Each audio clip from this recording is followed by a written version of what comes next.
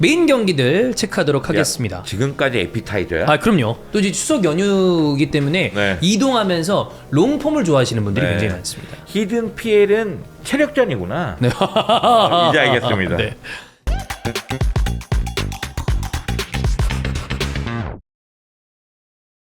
(2025년 10월 6일) 추석 당일 아침입니다. 히든풋볼 EPL 스타트하겠습니다. 안녕하세요, 박종인입니다. 안녕하세요, 이태준입니다. 안녕하세요, 송영주입니다. 네, 자 오늘은 요 시간대에 LAFC 경기에 이제 형철이가 쿠팡플레이 라이브에 들어가면서 PL을 이제 영주형이랑 함께 하겠고요. 어제 또 주원 형이 브랜트포드랑 맨시티 경기할 때 네. 아무래도 이제 세비야 바르셀로나 대참사가 일어나는 바람에 그렇습니다. 그때 이제 또 같이 화상 연결도 하시고 한 예. 2골 정도는 제가 이제 응원차 전화를 드렸는데 한 3골째부터는 제가 이제 전화를 못 드리겠더라고요. 그래가지고 네, 아니 전화해가지고 이렇게 같이 이제 그 축구 입중계하는 스트리머로서 서로 이렇게 이제 얘기하고 왕래하는 게 또 정 아니겠습니까, 추석 때. 네, 그래서 인사를 많이 드렸었죠. 네. 너는 어떻게 같이 방송을 하는 거야? 제가 이제 11년 차잖아요. 저는 그의 행위가 이제는 제 그 호흡과 비슷하기 때문에 그래? 아니 멘트는 계속해서 위로를 해주고 있는데 그 멘트 할 때 그 뉘앙스 있잖아. 네네네. 조롱과 비웃음과 이게 다 섞여 있어. 그래서 이제 위롱이라는 단어가 네. 시청자분들에 의해서 나왔고 이제 많은 사람들이 의문을 제기하죠. 위로를 한다고 하면서 축하를 한다고 하면서 정작 그 사람이 응원하는 팀이 승리할 때는 전혀 전화가 없는. 네. 그렇지. 위로가 필요 없잖아요. 축하는 필요하잖아요.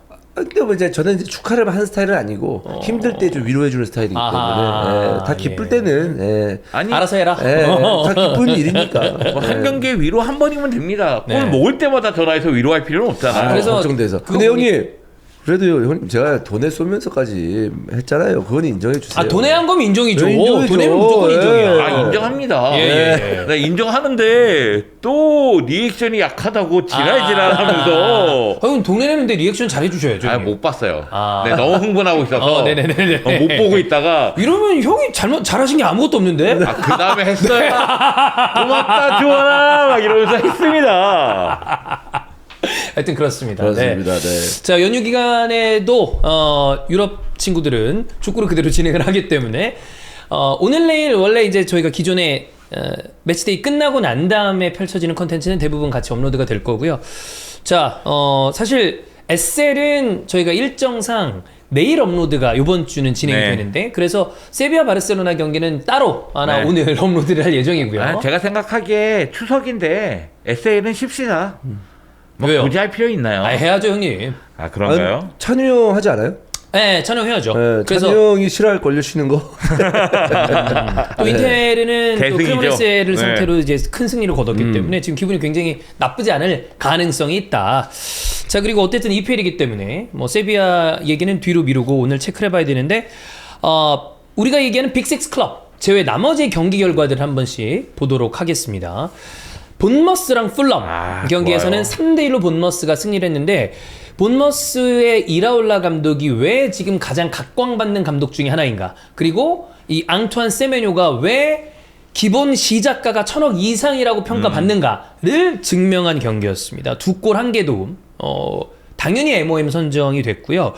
풀럼도 만만한 팀이 아닌데 이번 시즌 본머스는 글쎄요, 이라올라 감독의 몸값이 지속적으로 올라갈 수 있는 어떤 능력을 시즌 경기를 통해서 보여주고 있는 것이 아닌가라는 이야기를 많은 분들이 하고 있습니다. 근데 이게 이제 물론 세메뉴의 활약 덕분에 본머스가 지금 이렇게 고공행진을 하고 있다라고 볼 수도 있겠지만 이라올라 감독이 이번 시즌 반짝한 게 아니에요. 지난 시즌에도 좋았죠. 네, 그렇기 때문에 꽤 꾸준한 모습을 지금 보여주고 있기 때문에 이라올라 감독에 대한 관심이 좀 크지 않나라는 생각입니다. 그래서 저는 뭐 본머스의 가장 유명한 감독이라고 하면 우리 입장에서는 에디아우 감독이 그죠? 있잖아요. 에디아우 감독이 이제 뉴캐슬로 가면서 뉴캐슬을 그래도 잘 버텨내고 있기 때문에 하브리그의 무리뉴였었는데 네. 그리고 나서 결국에 빅클럽으로 갔죠, 뉴캐슬로. 이라울라도 그런 어떤 그 수순을 좀 밟을 수 있지 않을까. 맨유 팬들이 가장 원하는 감독 중에 하나가 글라스너 아니면 이라올라입니다. 물론 중도에 부임시키기는 어렵겠습니다만 네. 뭐 대단히 지금 각광을 받을 수밖에 없는 상황이에요. 근데 이라올라는 팀을 만드는 능력이 탁월하니까요. 라리가 때에서도 형이 이제 그렇죠. 보셨잖아요.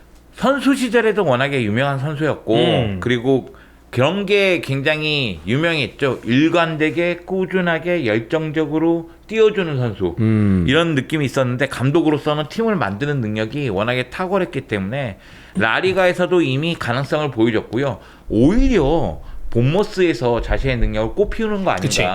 제가 보기에는 한 단계 더 올라갔다는 느낌이 들거든요. 근데 여기서 클럽이 좀 큰 클럽으로 간다면 한 단계 더 올라가지 않을까 그런 생각이 듭니다. 지난 시즌의 중후반부에 너무나 강도 높은 압박으로 인한 어떤 피로도, 그렇죠.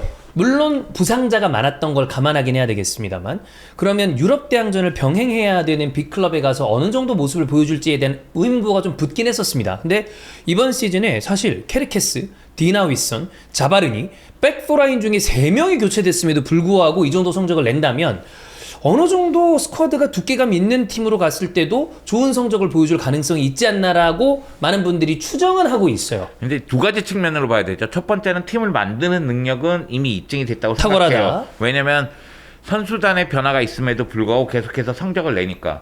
문제는 선수단 운영 문제가 있죠.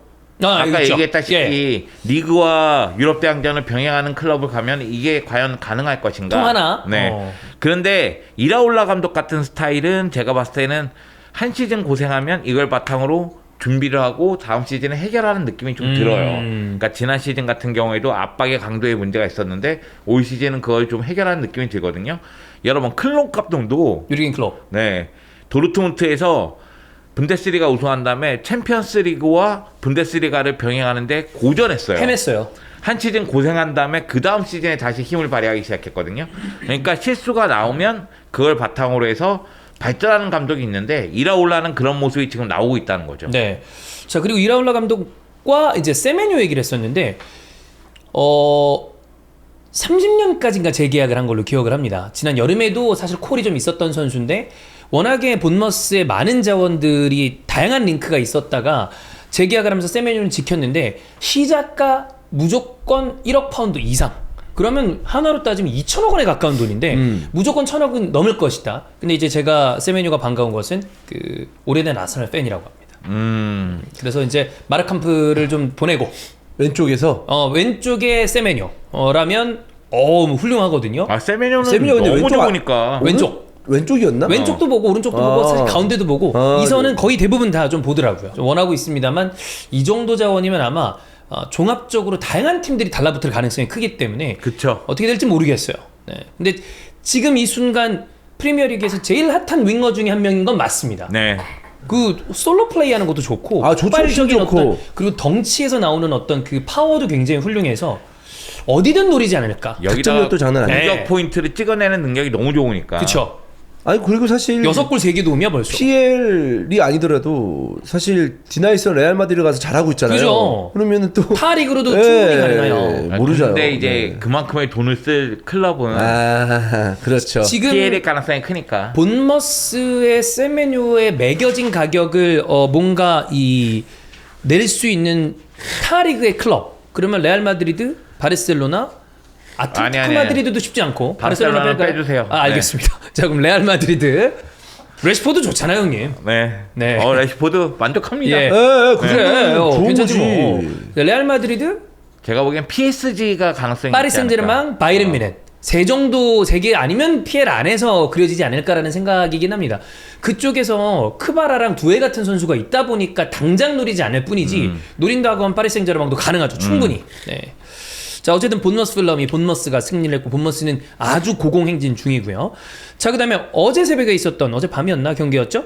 에버튼과 수정궁이 무패를 달리고 있었는데 잭 그릴리시의 마지막 버저비터로 에버튼과 모예스와 그릴리시의 만남이 너무 모예스는 좋아요. 이미 지난 시즌에 다시 에버튼에 돌아오면서 좋은 모습을 보여줬었는데 그릴리시도 이게 본인 위주로 팀을 꾸려주면 이 선수는 확실히 에이스 역할을 해주는 선수라고 보입니다.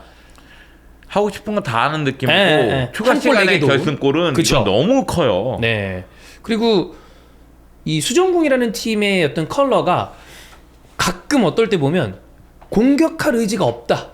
라는 생각이 들 정도로 아래에서 단단한 모습을 보여주다가 지키는 축구를 또 보여주죠. 근데 위쪽에서 에제가 빠졌다 하더라도 솔로 플레이가 가능한 선수들이 이제 배치가 돼 있다 보니까 사실 수정궁은 이전부터 윌프리드 자하라거나 혼자 한두 명은 제껴낼 수 있는 선수들이 배치가 돼 있었잖아요. 그렇다 보니까 수정공을 상대하는 팀들이 굉장히 애를 먹는데 네.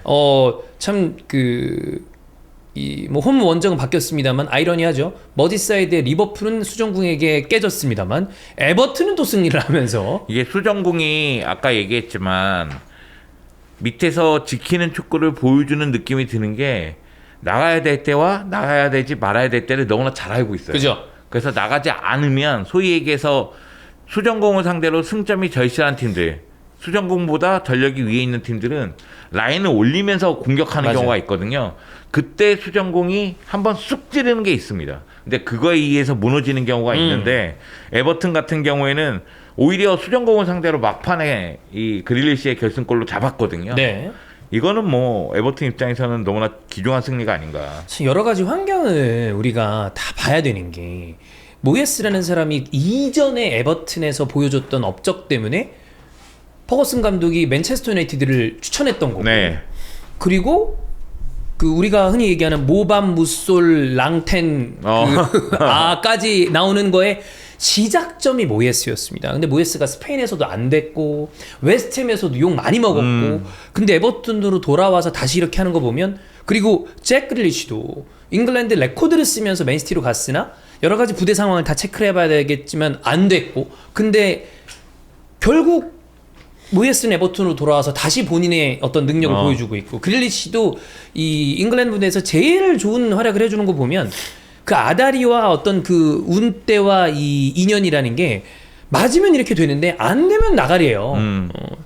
뭐 이게 비단 축구 선수뿐만이 아니라 우리가 지금 하고 있는 방송적인 부분도 그렇고 뭐 사람과 사람의 인연이 안 되려면 안 되고 되려면 참 이렇게도 꽃피우고 이러는 거 보면 그거 잘 만나는 게 진짜 운때가 잘 맞아야 되는 것 같아요. 근데 신기하긴 해. 신기해요. 네, 어떻게 이렇게 그러니까 사실 모예스는 이제는 나이도 있고 하기 때문에 끝났지 약간 이런 느낌이었는데 에버튼 와가지고 다시 새 구장에서 에버튼을 어느 정도의 궤도에 좀 올려놓는 그쵸. 지금 상황이니까 사실 모예스 감독이 이전에 에버튼을 이끌고 좀 관심을 끌었던 이유가 어쨌든 유럽 무대에 나갈 수 있는 그 정도 순위를 계속 유지했기 때문이거든요. 그 근방이었죠. 계속. 네. 그런 모습을 또 에버튼에서 지금 보여주고 있기 때문에 뭐 중후반에 또 어떻게 될지 모르겠습니다만 근데 뭐 지난 시즌 말미부터 해가지고 지금까지 워낙 좋기 때문에 그런 모습 다시 한번 보여준다면 에버튼 팬은 너무 만족하죠. 그쵸. 사실. 그런 것 같아요. 네네네 말씀하세요. 에버튼 뭐 수뇌부나 에버튼 팬들이 모예스를 믿었다는 생각이 들어요. 그러니까 이 감독이 사실은 고생을 많이 하긴 했는데 네. 예전 팀으로 돌아오면서 또다시 지지를 얻고 신뢰를 얻으면서 그리고 초반에 잘 깨면서 그러면서 흐름을 탄 것이 아닌가 이런 생각이 들고 잭 그릴리시 같은 경우에는 오히려 안첼로티 감독 같은 스타일 있잖아요. 좀 자유를 주는 감독. 좀 너가 편한 대로 해. 네. 야 네가 이 중에 짱이야. 너 하고 싶은 너가 대로 한번 왕이야. 해봐. 뭐 이런 식으로 좀 풀어주면 그러니까 펩처럼 하나하나 세부적으로 짜지 않고 좀 풀어주면은 그릴리시가 좀 더 힘을 발휘하는 건 아닌가 그런 네. 생각이 좀 들거든요. 베티스 같은 경우에도 펠그리니 감독 같은 경우에 이스코라든가 안토니를 잘 쓰는 게 자유를 좀 주죠. 네, 자유를 주고 이 선수들이 잘할 수 있는 걸 좀 깔아줘요. 그러니까 모예스 감독도 내가 보기에는 그릴리시에 영입해서 그릴리시가 잘할 수 있는 분위기를 좀 깔아준 게 아닌가. 네. 그러니까 잘 맞는 팀에 간 거죠. 네. 사실 패배 팀에 잭 그릴리시라는 선수가 가서 너 혼자 자유롭게 네 맘대로 해라는 정도의 어떤 위상을 가질 수 있는가라고 물어보면 거기에 대해서는 좀 물음표인데 에버튼에서는 본인이 주인공 해먹고 남죠. 그리고 그것도 있는 것 같아요. 전술적으로 그 선수를 사용하는 데 있어서 제한이 있었기 때문에 그릴리시의 여러 가지 어떤 활약들이 잘 안 보였지만 뭐랄까 그런 부분도 있지 않을까요? 맨시티에서의 이제 그 감독과의 궁합, 팀적으로 궁합이 멘탈적으로 그릴리시에게 피곤함을 줬을 수도 맞아, 있어요. 맞아. 네. 근데 에버튼에 왔으면 또 새로운 팀이니까 뭔가 좀 잘 준비를 해서 정신적으로나 뭐 몸적으로나 네. 좀 준비가 잘 된 상태가 아닌가라는 생각도 해볼 수도 있는 나 거고. 이거 100% 동의하는 맞아요. 게 그릴리시의 이적료도 있고 그리고 맨시티가 갖고 있는 위상도 있어. 그러니까 그릴리시가 맨시티 가서 맨시티를 우승시켜야 되고 그리고 그 이적료에 맞게 활약해야 되고 뭔가 빵빵 터트려야 되는데 이게 안 되는 순간 계속해서 언론의 비판도 있을 것이고 팬들의 비판도 있을 것이고 그러면 스스로 부담감이 매우 컸을 거라고 생각을 하는데 에버튼은 좀 에버튼 팬에게는 좀 미안하지만 상황이 완전히 다르니까 다르죠.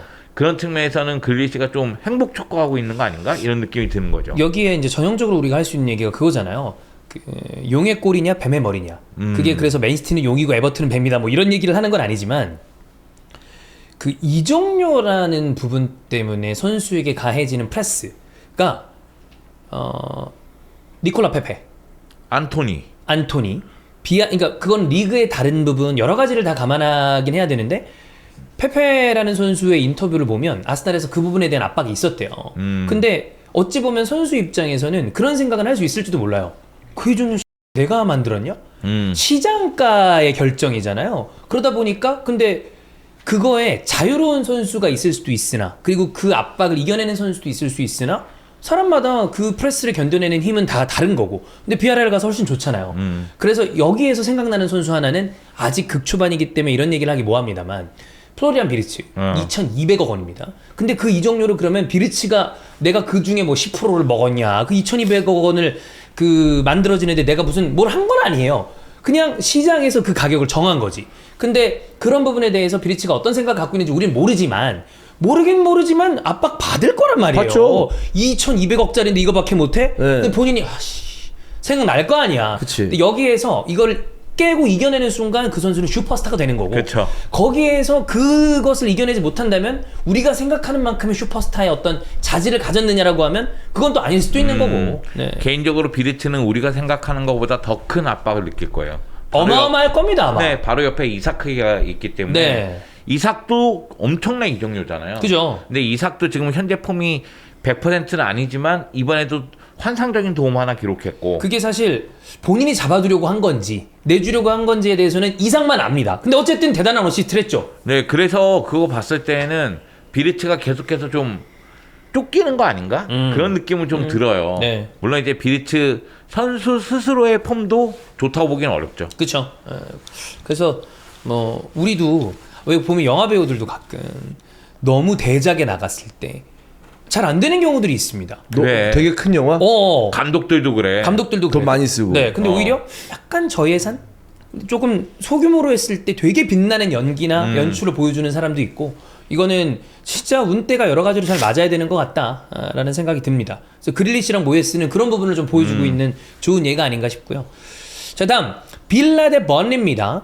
진짜 에메리 감독이 초반에 너무 안 좋은 행보였다가 역시 유로파의 왕답게 유로파가 시작되자마자 포함 4연승 2대1로 번리를 승리했습니다. 네. 우리가 얘기했잖아요. 이거 유로파 되면 그래. 같이 올라갈 올라오는 수도 거 아니야? 있다. 예. 여지없이 올라옵니다. 네. 네. 그렇습니다. 네. 노니엘 말런 아스날에서 어린 시절을 보냈다가 도르트문트도 갔었다가 근데 어렸을 때의 기대감만큼 좀 못 큰 선수 중에 하나긴 해요. 네. 근데 어쨌든 멀티골을 하면서 리그에서 2연승을 거뒀고 전체적인 그 PSR 이슈 때문에 어려움이 있었던 팀인데 다시 조금씩 본인들의 모습을 보여주고 있습니다.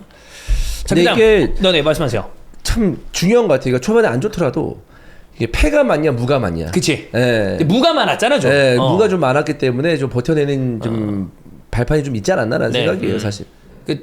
이게 승점 1점은 승리보다는 패배 가까운 승점이에요. 승점이 3점이 승리고 0점이 패배니까 1점은 이쪽에 가깝잖아요. 근데 기세상 졌다랑 야 그래도 비겼어 랑은 너무 차이가 크기 때문에 감독이 말하기도 편해요. 네. 얘들아 우리 지금 잘 하고 있어. 하나만 괜찮아. 하자.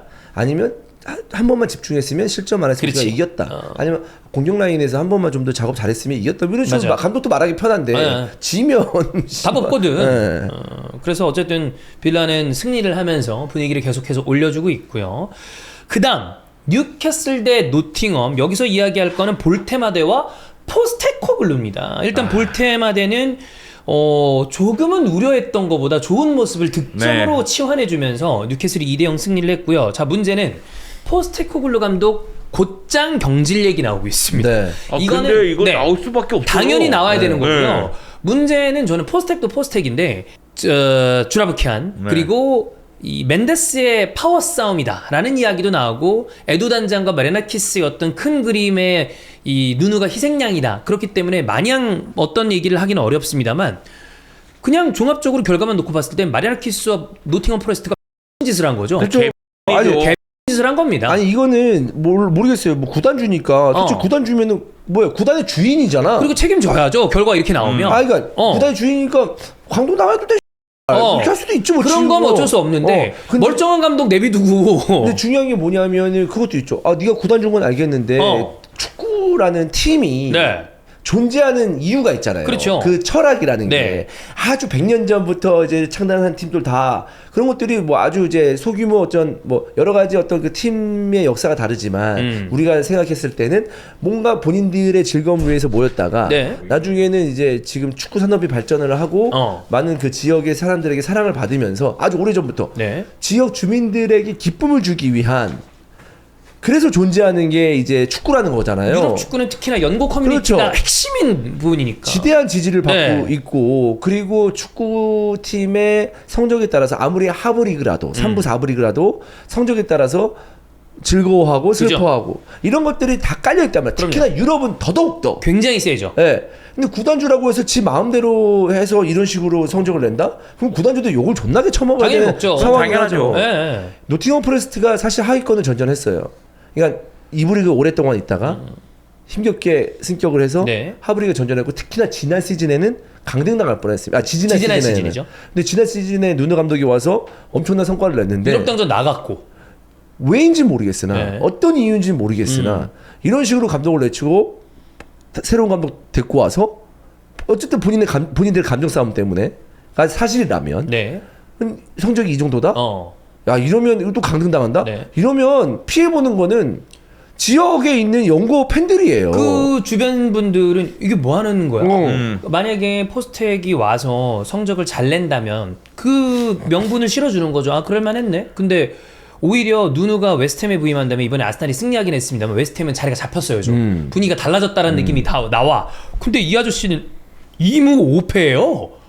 이건 날려도 이상하지 않고 마리나키스가 과연 이성적으로 어떤 구단을 운영하는데 판단력이 있는 사람인가에 대한 의문부호. 그 다음에 포스테코글루는 지난 시즌의 토트넘의 리그 성적, 그 다음에 이번 시즌 노팅엄에 부임하고 난 다음에 성적을 봤을 때 이 사람은 우리가 생각하는 빅리그에 오기에는 문제가 있는 사람이다 라고 평가받기 십상이죠. 아니 그러니까 이렇게 생각해야죠. 그러니까 사실 우리는 어쨌든 손흥민 위주로 생각할 수밖에 없는 상황이잖아요. 어떤 그 포스테코글루 감독을 얘기했을 때 토트넘 때를 생각한다면. 네, 진짜 솔직히 너무너무 고맙습니다. 유로파리그 우승해줘서. 그러고 빠졌기 때문에 지금 손흥민은 LA에서도 좋은 모습을 보여주고 있는 거예요. 그러니까 리그에서만 생각했을 때는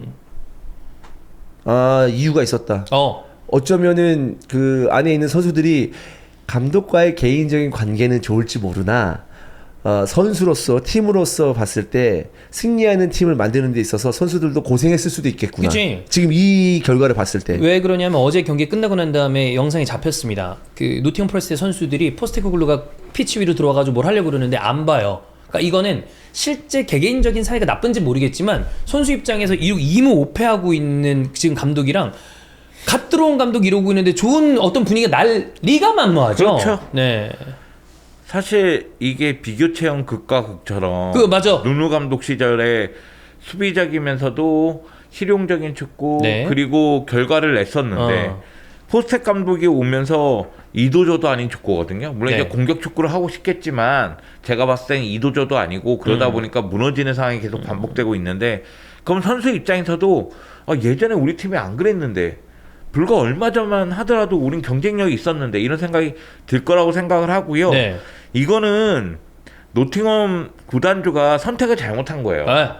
왜냐면 이게 그러니까 누누 감독과 거의 같은 유형의 감독을 데리고 와서 전술적인 틀을 그대로 유지하는 가운데 간다면 그러면 시행착오가 좀 적겠죠. 아무래도. 그런데 완전히 다른 스타일을 데리고 왔고 그 감독이 성공했다고 보기 어려운 감독이 온 거예요. 그 리그에서 유로파리그 우승을 했다지만 이 토트넘 정도의 스쿼드를 갖고 17위를 했던 감독을 데려온 거 아니에요. 네. 그리고 이거는 민심이 진짜 나쁠 겁니다.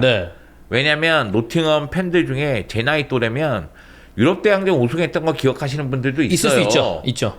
그런 정말로 대단한 클럽이 하브리그를 전전하다 올라와서 이제 경쟁력을 갖기 시작했는데 감독 교체에 의해서 이게 무너졌다? 그것도 감독과 수뇌부의 사이에서의 문제로 감독이 교체됐다?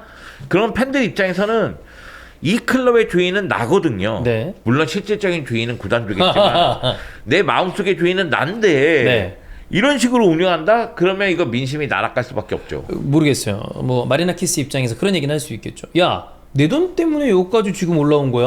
라고 하면 누군가는 또 할 말이 없을 수도 있습니다. 그렇죠. 다만 아까 주원 형이 처음에 얘기했던 거랑 영조 형님이 말씀하신 것처럼 기본적으로 유럽 축구는 그 지역의 커뮤니티의 연고주의로 만들어진 클럽들이기 때문에 아무리 그런다 하더라도 약간 그 피터 형이나 아니면 폴 카버 형이나 피터 형의 삼촌 얘기를 들어보면 어느 정도냐면 야, 강등돼도 좋으니까 너 꺼져.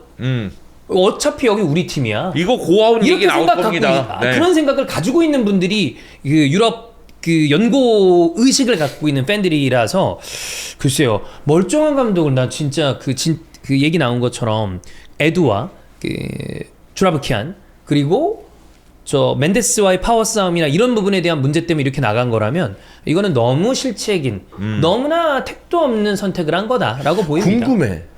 누누가 별다른 얘기는 안 했죠, 사실 이거에 대해서. 뭐 디테일하게. 뉘앙스의 어떤 체감이 딱 그거예요. 그 파워 싸움이야. 그러면 이제 아스날이 노팅엄에 독을 푼 거죠.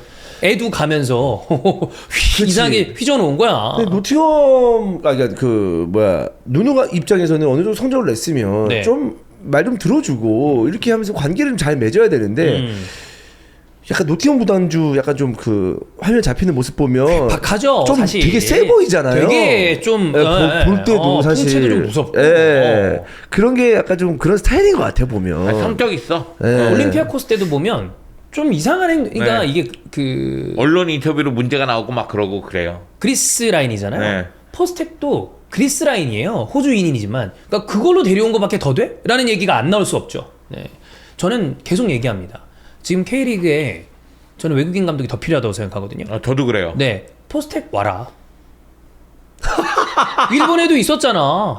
포스텍 와라. 포스텍 K리그로 와라. no. 지금 솔직히 대형 구단 중에서 야 근데 오면 좀 좋은 감독 와야지. 포스텍 동양에선 통했어. 일본에서 졸라 좋았잖아. 그거 있잖아. 이게 감독이라는 게 너도 알다시피 쭉 올라가다가 내려가서 다시 올라가는 모에스처럼 감독도 있지만 이게 좀 그 단물이 빠지는 맞아. 감독 데리고 왔을 때 진짜 더 추락할 수도 있어. 내려가는 경우가 많지만 나는 개인적으로 지금 K리그의 어떤 구단이라고는 얘기하지 않겠습니다. 한 두어 개 구단, 대형 구단임에도 불구하고 원하는 성적과 원하는 어떤 그 안 나오는 구단 팬분들 지금 느끼시잖아요. 거기에 온다면 전 지금보단 낫다. 무조건 낫다. 근데 포스텍은 인정. 모르겠어. 아니 괜찮아. 내가 너 무슨 말인지 그래. 동의는 어떤 심정인지 지금 알아. 어떤 구단인지 형 나랑 똑같은 생각하고 있지. 어떤 심정인지 그래, 알아. 어. 근데 지금 포스텍은 너무 솔직히 말해서 너무 같아서 지금 그래서 그래.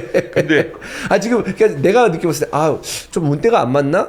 지금 잘 안 되네. 근데 그래도 일본에서 좋았으니까 또 중국에서 좋았으니까 K리그 오면 좀 될 것 같은데 약간 이런 느낌이잖아. 근데 그래. 그런 느낌이 들어야 되는데 지금 약간 좀 병맛 같은 느낌이 나가지고 그게 좀 걱정이 된다는 거지. 포스텍은.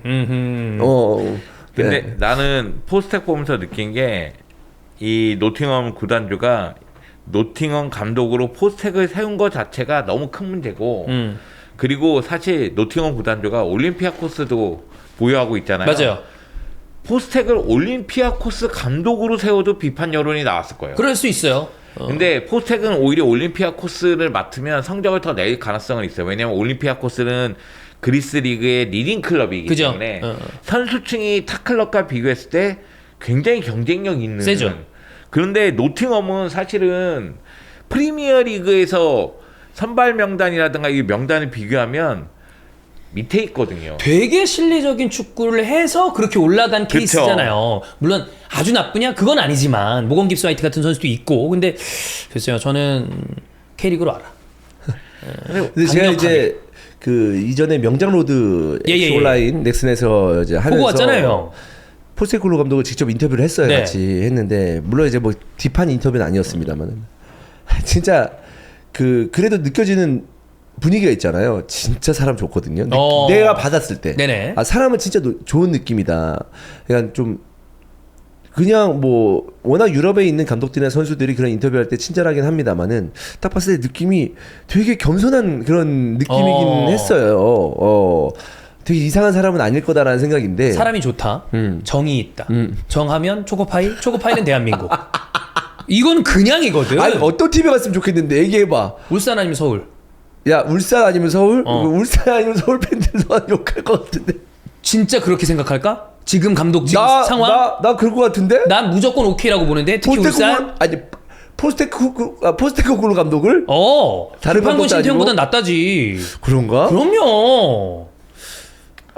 지금 워낙 안 좋기 때문에 김판군 신태용보다는 낫다고 그래. 스플릿 B로 가긴 했어요. 어? 스플릿 B로 갔다고 울산이. 그러니까 지금 워낙 안 좋긴 해요. 물론 이제 K에서 얘기하겠지만. 네. 사실 지금 포스텍만큼 무너지진 않았지만 거스포엑 감독이 유럽 내에서 그리스 대표팀이나 그리고 클럽들에서 보여졌었던 얘기됐었던 어떤 그 평가가 상종가를 치다가 아니면 중박을 치다가 온 게 아닙니다. 그렇지. 굉장히 어려움을 겪다 왔는데 올려놓은 거 보세요. 그러면 전 포스텍도 충분히 가능하다. 근데 예를 들어서 네가 만약에 K리그 한 구단의 구단주야. 포스텍 괜찮은데 하면서 데리고 와 할 수 있을 것 같아. 있죠. 나는 아닐 것 같아. 나는 온다. 이거는 저는 왜냐하면 연속 지금 2시즌 이렇게 받고 있으니까 야 근데 이거 맞냐? 뭐 이 생각 나는 할 수도 있을 것 같아. 근데 포스텍 감독 데리고 오는 아이디어는 나쁘지 않은 것 같아요. 개인적으로는. 왜냐하면 고려해 볼만하다고 생각해요. 그리고 저라면 이게 단장 레벨이랑 같이 얘기해갖고 손흥민, 포스텍, 유로파리그 우승 이걸로 흥행도 그냥 이빠이 칠 수 있습니다. 무조건 이게 대박이야, 형. 내가 와야 돼. 나 외국인 감독 K리그 더 필요해. 근데 이건 맞아. 아니 그러니까 알겠는데 포스텍 포엣이랑 같이 포포 라인으로 해서 주심한테 또 한번 얘기하고. 너무 이 새끼 WWE 만들 것 같아. 너 왜 던지는 느낌이지? 아니 던지는 거 아니야. 엔터테인먼트화가 필요하다. 그러니까. 그럼. 이게 너무 엔터테인먼트화만 하는 거지. 이러다가 노빠꾸로 해가지고 이 사람 컵 대회 우승하고 아시안컵 우승한 감독입니다. ACL 다시 저기 서아시아 팀들 잡아내고 그러면 이거 르네상스가 온다. 네, 외국인 감독 너무 없어요. 이름값 있는 외국인 감독 좀 와줘야 돼. 아니 난 이거는 동의해. 그러니까 외국인 감독이 필요하다는 건 100% 동의해. 근데 최근에 그러니까 이름값이 없어서 그런지 몰라도 외국 감독도 잘 못 데리고 와서 그런지 몰라도 알게 모르게 외국 감독 왔는데 있었어. 투에 되게 많이 애매하게 박았어. 왔었잖아. 많이 근데 박았어. 이 정도는 나는 사실 그냥 어디 어중이 떠주기가 아니라 안 좋긴 했으나 어쨌든 타이틀은 그래, 유로파리그 우승 이름값이 감독이야. 있잖아, 또. 아시안컵 우승 유로파리그 우승이에요. 근데 이건 뭐 논외의 얘기인데 네. 이번에 제주 전북전 보면서 느낀 건데 뭐 심판 문제도 있고 네. 운영 문제도 있고 이거에 대해서 외국인 감독들이 이야기하는 거에 대한 제재 얘기도 나오고 막 이런 거 있는데 내가 생각할 때는 외국인 감독이 와서 전술적인 신선함도 주고 그지? 그리고 지금 우리 리그 운영의 문제점에 대해서도 비판할 수 있는 상황을 좀 만들어주고 그럼요. 그게 더 건설적이지 않는가. 그래서 외국인 감독이 오는 거에 대해서는 나쁘지 않다. 그런 생각이 좀 들고 그리고 또 하나는 소위 얘기해서 뭐 K리그의 빅클럽들 감독들 이야기 나오면 감독이 없어요. 이런 얘기 되게 많이 해요. 그럼 외국 감독까지 생각한다면 선택권은 늘어나는 거잖아. 그치. 그런 측면에서 한번 고려는 해볼 만하다. 한국이랑 연이 한번 있는 사람이기 때문에 저는 또 특히 일본에서 J리그에서 감독을 근데 했었던 이 얘기도 사람이라면 나는 이해가 되는 게 외국인 감독을 고려해 볼 만하다. 그러면 포스텍 얘기 나옵니다. 왜냐면은 아시아 무대에 대한 이해력이 굉장히 그치. 뛰어난 감독이니까. 연봉만 맞다면은 저는 만약에 포스텍이 어딘가 와요. 저는 K리그 응원팀이 없습니다. 형은 이제 김포로 자리 잡는 느낌인데 제가 가끔 얘기하는 게 어느 정도 그거예요. 제가 스틸리아드에 대한 좋은 감정이 있기 때문에 저는 포항을 추천한다 정도로 얘기를 하지만 응원하는 팀은 없어요. 근데 포스텍이 어딘가로 온다. 저는 그 팀을 그 시즌 응원하겠습니다. 진짜. 네. 알겠습니다. 왜냐하면 제가 봐서 곧 날아갑니다 이 사람. 무조건 날라가지. 안 날아가는 게 이상해요. 날아가요. 이거 날라가. 날아가야 돼. 근데 구단주가 객강 부리면 또 몰라. 와, 그건 진짜 말도 안 되는 건데. 어. 근데 본인도 이거 왜냐하면은- 명분 안 산다고 생각하긴 할 거야. 데려왔는데. 왜냐하면은 지금 순위가 되게 노팅엄 입장에서는 안 익숙한 순위가 아니거든. 그건 맞긴 하지. 근데 원래 이게 되게 뭐 충격적인 순위는 아니에요. 이상해. 내가 보기엔 너무 이상해. 지금 상황들이 다 이상해. 구단주도 이상하고 포스텍도 이상해. 포스텍도 내가 생각할 때는 감독인데 네. 마치 하기 싫은데 온 것 같은 표정으로 이게 아무 생각이 없이 막 이상한 표정을 짓고 있고 선수들은 감독하고 이야기가 잘 안 되는 것 같고 그냥 전체적으로 지금 안 좋은 악순환에 빠져 있어요. 그렇습니다.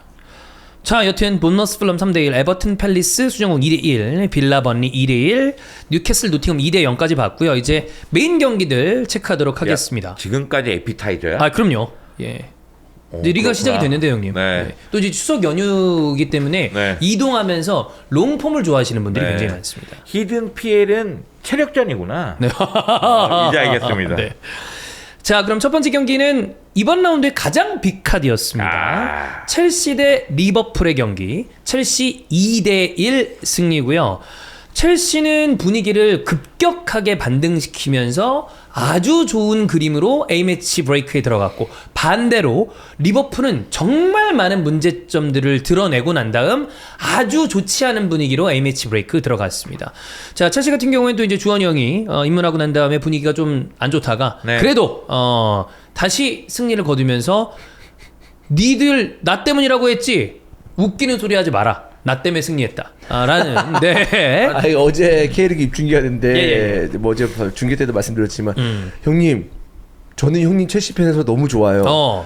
형님 환영합니다. 네. 같이 첼시 응원하면서 축구 좀 재밌게 즐기시죠. 막 이런 식으로 막 긍정적인 그게 한 두세 줄로 길게 온 거야. 그 사람 각 잡는 것 같은데. 그래서 내가 그랬죠. 야 지랄하지 마라. 아주 좋은 선택입니다. 너 어제 이겨서 지금 그렇지 어제 졌어 봐. 너 때문에 그러면은 졌습니다. 형님 첼시 유니폼 벗어주세요. 아, 네. 형님 첼시 응원 안 하면 안 됩니까? 이러면서 이렇게 채팅 남겼을 거잖아 개새끼야. 네. 이러면서 네. 지금 첼시 팬분들 중에 새롭게 신종 팬들이 생겼습니다. 아. 추맨 유입.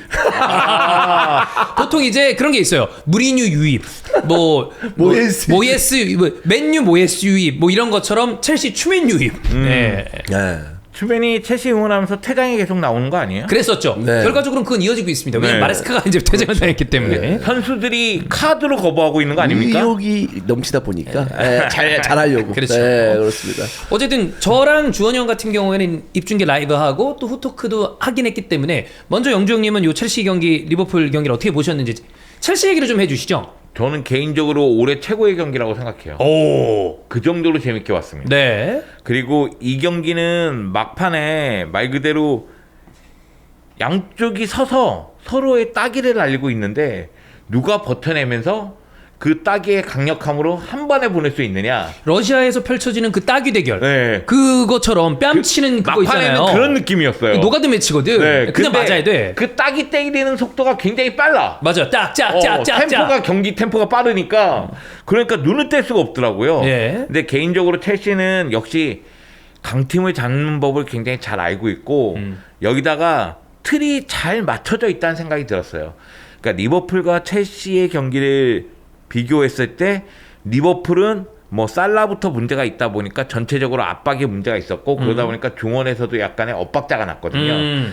근데 첼시는 그런 부분에 있어서 상당히 준비한 걸 잘 보여줬고 또 하나는 풀백들의 차이가 확실하게 느껴졌습니다. 네. 리버풀의 풀백과 첼시의 풀백은 큰 차이가 느껴졌고 그리고 개인적으로 쿠쿠레하고 리스 제임스 진짜 잘한다. 이 귀스토와 리스 제임스는 지속적으로 자리를 좀 바꿔가면서 좋은 모습에 쿠크레아는 좋았고요. 네.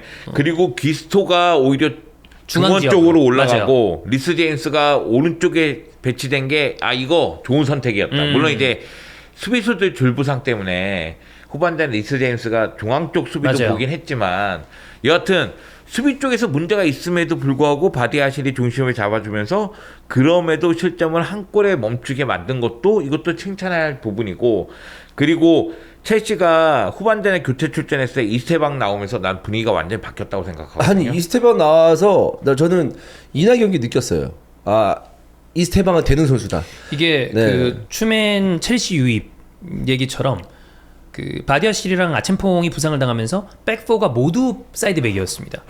그래서 사람들이 얘기했죠. 백포의 추맨화다. 형이 이제 풀백 출신이기 때문에. 이 사실 그건 있어요. 그러니까 첼시가 리버풀에게 승리를 거뒀기 때문에 분위기도 좋을 수가 있고 지금 흐름도 바꾼 건 맞는데 가만히 보면 퇴장 선수는 계속 나오고 있고 센터백은 줄부상이고 약간 팀이 개그야 지금. 지금 추맨이 유입이 되면서 문제가 계속 발생하고 있는 그죠, 거예요, 그죠. 여러분. 이스테방도 사람들이 이스타 방이라고 부릅니다. 이스타와 방해진. 네. 그래서 전체적인 팀 전체가 추맨화되고 있다. 야, 그거 이스테방에 대한 모욕 아닙니까? 저도 이스타방이라고 부릅니다. 이스타방. 예. 이스타방인데 근데 사실 이제 분위기도 바뀌었고 뭐 전체적으로 다 얘기를 하겠지만 저는 진짜 느끼는 게 리버풀의 가장 큰 문제는 뭐 여러 가지 있겠죠. 비르치도 있고 사라도 있고 얘기하겠지만 진짜 진짜 풀백이 중요하구나. 정말.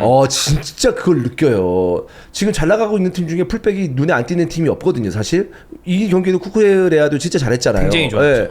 그러니까 지금 제가 봤을 때 정말 중앙이 이제 다 조직화돼 있고 수비를 잘하다 보니까 결국 사이드에서 뭔가 숨통을 트여주고 역할을 해줘야 된다라는 얘기를 우리가 오래전부터 했었고, 그렇기 때문에 좋은 풀백 찾기가 어렵다라고 어렵죠. 몇 년 전부터 중요하죠. 얘기했잖아요. 근데 이제 이런 빅경기에서는 아무리 강조해도 지나치지 않는 것 같아요. 이거 양쪽 풀백 힘 차이가 완전 달랐어요. 이 우리가 경기에서. 리버풀이 클롭과 함께 좋았을 때 핵심적인 선수가 누구였냐라고 얘기하면 많은 뭐 마누라라고 얘기되는 피르미누, 살라, 마네도 있었고, 그 다음에 이 중앙에 개싸움을 해줄 수 있는 핸도, 그 다음에 바이날둠 이런 선수 얘기했지만 핵심은 항상 얘기했습니다. 로보와 아놀드에서 나오는 폭발적인 오버래핑이나 이 크로스. 빌드업 이런 게 있었고, 지난 시즌 맨시티가 흔들렸었던 것 중에 하나가 오른쪽 사이드백의 부재, 네. 그 다음에 왼쪽 사이드백 뭐 부상당하고. 근데 이번 시즌 좋은 모습을 보여주고 있는 아스날도 칼라피오리 팀버가 안정되니까 팀이 좋아요. 그러니까 사이드백에서 어느 정도 위력을 보여줄 수 있는가.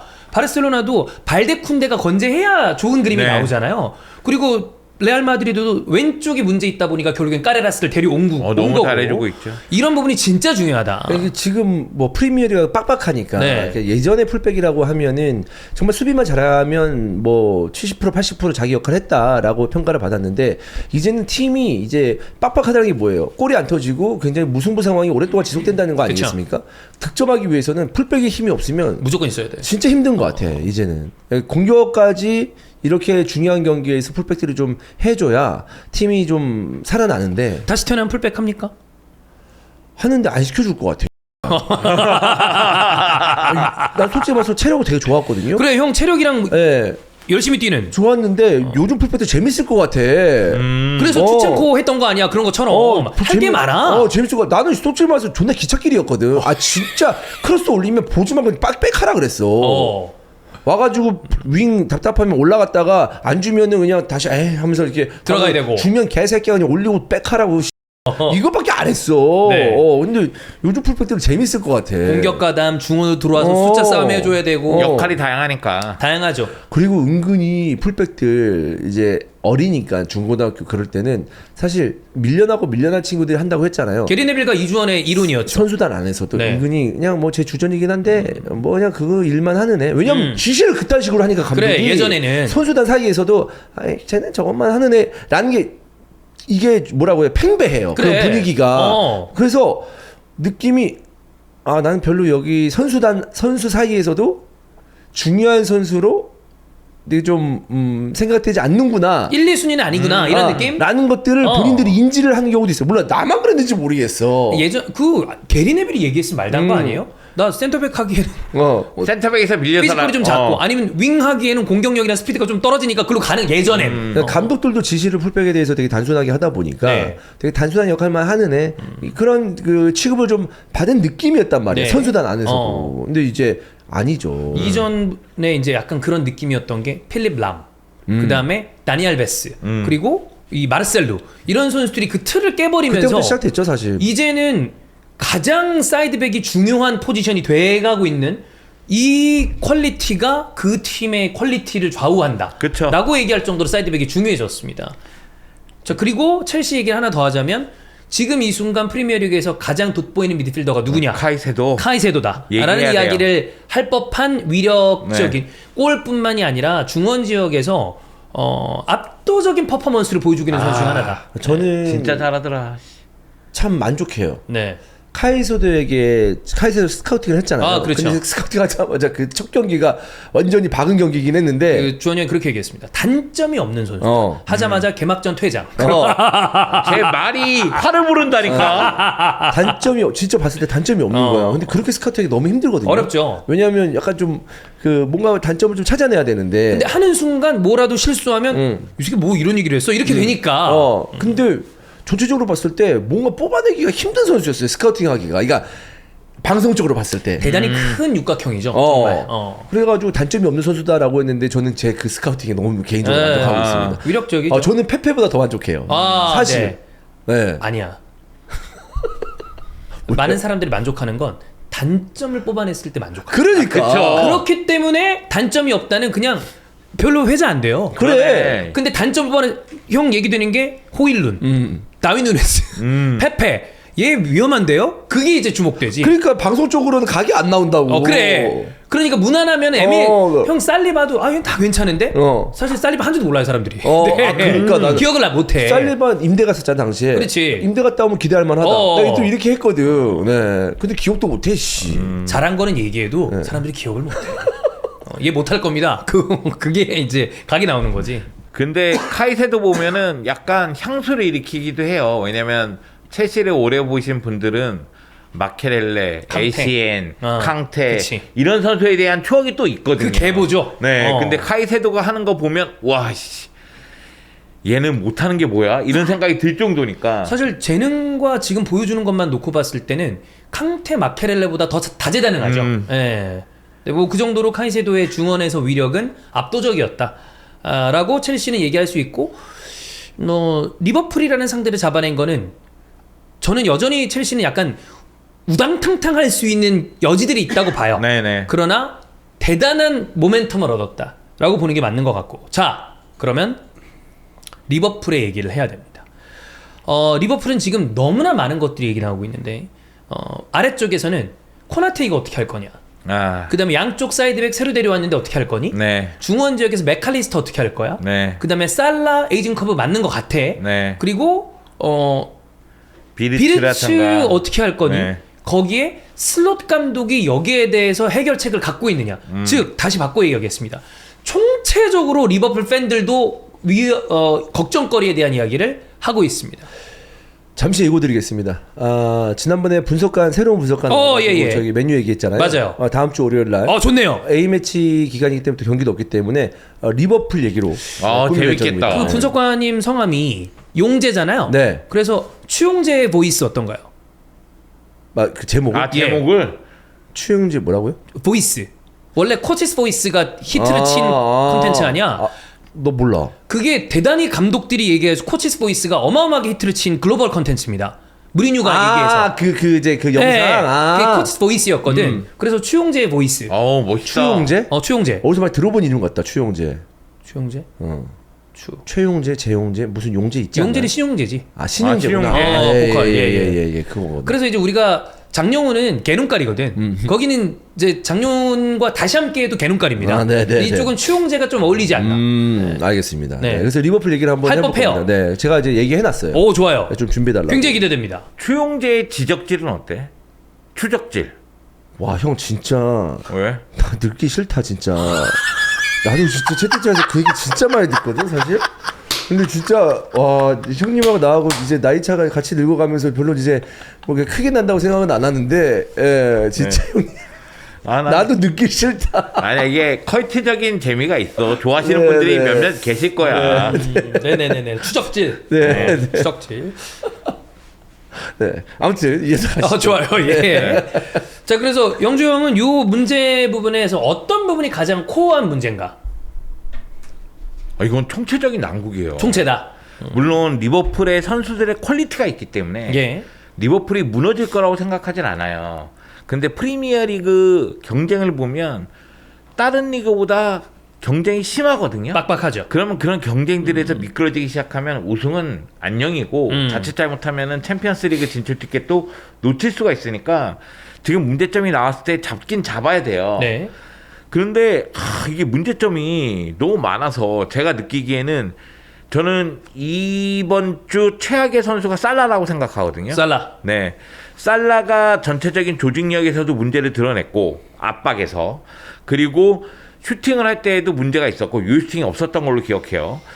여기다 1대1 돌파를 효과적으로 못하는 모습까지 나왔기 때문에 네. 공격 전개에서 문제가 있었다고 생각하는데, 다만 살라가 못해서 졌느냐? 그렇게 생각하진 않아요. 그것은 아니다. 왜냐면 첼시가 1대1로 압박할 때 그거를 뚫어내는 힘이 또 부족했어요. 그러면 미드필더 라인에서의 문제점도 분명히 존재를 했다는 생각이 들고요. 결국은 수비 쪽에서 지금 측면 수비도 문제고, 그죠. 중앙에 코나테도 문제거든요. 네. 그래서 이 경기 코나테가 빠지면서 흐라벤베르가 내려오잖아요. 내려와 버렸죠. 근데 제가 보기엔 수비 라인부터 잡지 못하면 이 팀 굉장히 어려워질 수 있어요. 그러니까 우리가 지금 비르치 얘기하고 뭐 이사크 얘기하고 이러는데 이거는 뭐 새로 영입한 선수들이 이종류가 높은데도 제 역할을 못한다 이렇게 얘기해서 얘기를 하지만 더 큰 문제는 수비 쪽에 수비 라인. 전체적인 조직력 쪽에 있어요. 그러니까 뭐냐면 수비수들의 문제도 있고 전진 압박의 시스템에도 문제가 있어요. 예. 그러니까 요거를 어떻게 고치느냐가 제일 먼저 선행돼야 돼요. 왜냐면은 득점 여부는 어차피 선수들의 퀄리티가 있기 때문에 비리치가 좀 부진하고 이사크가 좀 부진하다 할지라도 어느 순간 터질 수는 있거든요. 에키티케도 있고. 네. 그런 측면에서 봤을 때는 일단 압박 시스템 그리고 측면 수비 여기에 먼저 손을 가야 된다. 큰 그림 안에서 리버풀 팬들의 평가나 이 칼럼들을 좀 봤을 때 그 얘기를 하는 분들이 많습니다. 작년 상반기, 지난 시즌의 상반기는 결국 클롭의 어떤 남겨진 유산들에 의해서 그 시스템으로 돌아갔는데 그 선수단과 슬롯이 추구하고자 하는 축구의 약간의 불협화음이 이번 여름 이적 시장을 통해서 다 해결된 게 아니다 보니 뭐 사실 우리가 이제 나간 그림이 이상하기 때문에 욕을 하고 있는 트렌트의 후방 빌드업에 대해서 조금 간과했었던 거 그리고 로버트슨이 폼이 떨어졌다고 하더라도 원래 기존의 팀들과 융합되었었던 공격에서의 이 1조가 없어진 부분을 또 역시 간과했었던 거 코나테가 지난 시즌 좋았었던 것뿐 원래 발밑에 대한 이슈가 있었던 부분 네. 여러 가지가 다 좀 문제가 있지 않나. 그래서 뭐 이적 시장에서 사실 머리 쪽에 굉장히 신경을 많이 썼죠. 비르치, 에키티케, 이삭. 근데 오히려 빨리 쇼업을 봤어야 되는 건 게히가 아니었냐. 맞아요. 왜냐면 게히는 볼줄이 굉장히 괜찮은 선수죠. 네. 그래서 게히만 뒤에 있었다 하더라도 그거보다는 훨씬 더 좋은 그림을 낼 수 있었을 텐데, 그러니까 코나테와 트렌트가 같이 있었을 때 코나테의 부족한 발밑은 아놀드가 채워주고 아놀드의 부족한 신체 능력을 코나테가 채워주던 그게 있었는데 그게 다 깨진 거 아니에요. 그런 부분에 대한 아쉬움도 좀 많이 드러내고 있다라는 평가가 나오고 있습니다. 그러니까 지금 기대를 모았던 유망주였죠, 브래들리가 사실상. 브래들, 그쵸. 네, 근데 사실 좀 더 보여줬으면 좋겠는데 이제 성장세가 이렇게 뛰어나다는 생각은 지금 안 들고. 그 경고 너무 일찍 받아. 네. 그걸 맨날 바꿔주잖아. 그렇죠. 네, 그런 것도 있고 항상 경기마다 풀백들에게서 문제가 생기기 때문에 아까 뭐 풀백 얘기는 했지만 뭐 여러 가지로 좀 답답한 슬롯 감독이 아닐까라는 생각인데 저는 지난 시즌의 초중반에 살라가 PK 골이 많긴 합니다만 29골 넣었거든요. 진짜 많이 넣었죠. 네, 진짜 대단한 거죠, 사실. 어마어마한 네, 거죠. PK 골 좀 있긴 네. 합니다만은. 근데 이 막판에 갈수록 살라의 골도 줄어들고 리버풀의 승률도 내려왔어요. 내려왔어요. 그러니까 그런 부분들이 리버풀에 영향이 있지 않나. 그러니까 리버풀 좋았을 때 보면은 몇몇 전술은 굉장히 경제적으로 살라 발밑에 볼을 투입합니다. 맞아요. 정말 몇 번의 패스를 안 하고 다다다 한 다음에 살라가 이제 박스 안쪽에서. 그래서 끝. 네. 저는 이날 경기도 살라의 그 모습을 봤을 때 지대하게 패배하는 데 있어서 좀 영향이 있었다. 살라의. 오히려. 예. 저는 그래서 그게 좀 큰 것 같아요. 그러니까 살라가 다른 때 살라였다면 조금 더 골을 넣을 수 있는 확률이 높은 그림을 만들었을 거라고 봐요. 근데 이 정도면 이전 살라였으면 유슈팅은 만들어냈지라는 순간에 감차 ZD를 네. 그냥 홈런을 2방을 날려버렸어요. 내 기억에는 네. 유스팅이 없다. 예. 그런 부분들이 뭐냐면 이제 슈팅이라는 게 좀 잘 때려야 돼요. 그러니까 유슈팅 뭔가 정면으로 좀 좋은 기회인데 정면을 때리는 거 이런 거 말고 안 들어간다고 하더라도 가까스로 골키퍼가 그렇지. 막는다거나 골대를 살짝 지나간다거나 네. 골대 맞거나 뭐 이런 슈팅이 나와야 팀이 으악 하고 바로 올라가거든요. 올라가죠. 근데 살라가 그런 식으로 슈팅을 하게 되면 팀 분위기도 짜게 식죠. 보고 아이 이렇게 선수들도 그렇게 돼요. 그렇지. 팬들도 그렇게 되잖아. 근데 막 되게 날카로운 슈팅 때리면 뭐라 그래요? 안 들어갔는데도 좋아 좋아. 그렇지 그렇게 된단 말이야. 가자 이거. 그런 느낌이란 말이야. 야 형 믿었어. 그랬는데 근데 살라가 그런 식으로 하면 팀이 다운되고 본인도 다음 찬스가 있었을 왜 때 이러지? 못 때려요. 그래. 맞아 이거? 약간 본인도 신뢰를 못 한단 말이야. 전 그런 부분들이 살라에게 느껴져 가지고 오른쪽이 완전 죽었어요. 그렇기 때문에 이거에 대해서는 이제 슬롯 감독이 생각을 해야 된다. 살라를 폼을 찾을 때까지 아니면 좀 믿음을 팀에게 줄 때까지 좀 배제하는 용기도 필요하지 않나. 야 이게 진짜 형 말 이거 용기인 게 배제의 용기 이거 반드시 얘기해야 돼. 이게 네. 쉽지 않은 것이 사실 이번에 비르치에 대해서는 용기를 냈습니다. 2,200억짜리 서브가 된 거예요. 새로 영입된 선수가. 근데 저는 이거는 해볼 만한 선택이었다고 보는데 살라의 에이징 커브를 걱정할 때 리버풀은 재계약을 해줬습니다. 재계약을 해주는 게 이상한 선택은 전혀 아니라고 봐요. 그동안에 레전드급. 업적이 있으니까. 근데 이제 이런 선수라는 게 어떤 선수냐면 살라는 레전드입니다 이미. 근데 손흥민과 살라를 동일선상에서 비교하자는 게 아니라 LAFC 이적이라는 선택을 했습니다. 그러니까 92년생의 선수는 지금 이 순간 현대축구의 어떤 퍼포먼스가 활동량과 에너지에서 나온다라는 걸 전제로 했을 때 언제 떨어지기 시작해도 이상하지 않은 나이대가 됐어요. 특히 프리미어리그에서는 더. 근데 여기에서 이 선수가 그 전까지 해줬던 건 너는 압박을 좀 덜 해도 돼. 수비를 덜 해줘도 돼. 대신 공포를 찍어주니까 라는 것 때문에 여기에 맞춰준 전술이 있었는데 여전히 압박은 이쪽에서 나오지 않아요. 근데 골까지 안 나와? 이러면 살라에 대해서 생기는 기회비용이 너무 커. 근데 골이 안 나오네? 그럼 형이 얘기한 대로 내릴 수 있는가? 와, 근데 슬롯이 그 선택을 할 수 있는가가 그치. 제가 알고 있기로 살라가 클럽한테도 한번 들이박은 적이 있어요. 이 선수가 라커룸에서 끼치는 영향력이 대단히 클 겁니다. 근데 내려온 순간 저 멀리 이집트의 수많은 인구들이 파라오의 슬로다운 슬로다운 리버풀은 물러가라 휴즈 물러가라 가 되진 않겠지만 거기도 살까 있지 않을까 살까? 살까 없는 것 같아. 우리 손흥민에 대한 어떤 그거랑은 거기 진짜 비교가 안 된대. 종교. 제가 그 광민수 소장님이랑 컨텐츠 찍으면서 대통령 나오면 그냥 돼. 우리 손흥민 만약에 대통령 출마한다고 그러죠? 반대로 돌아섭니다. 뭐야? 근데 거긴 된대요. 그 정도의 수준이래. 근데 살라를 내리는 게 물론 슬롯이 그 눈치 보면 안 되겠지만 라커룸에서의 어떤 그 파워라는 게 워낙 대단한 선수라 진짜 용기가 필요하다. 그렇지. 사실 지금 아쉽거든 매 경기. 너무 아쉽죠. 한 번 그러니까 아예 빼라는 것보다 좀 리프레시 해야 돼. 그런 시간이 필요하지 않을까라는 생각이에요. 근데 이런 경기가 A매치 이후에 한 차례 정도 더 나온다? 그러면 빼도 할 말은 없어요. 명분이 있다고 명분은 저는 있죠. 생각해요. 퍼포먼스적으로. 그러니까 이 경기는 진짜 살라가 보여준 게 없어요. 없어요.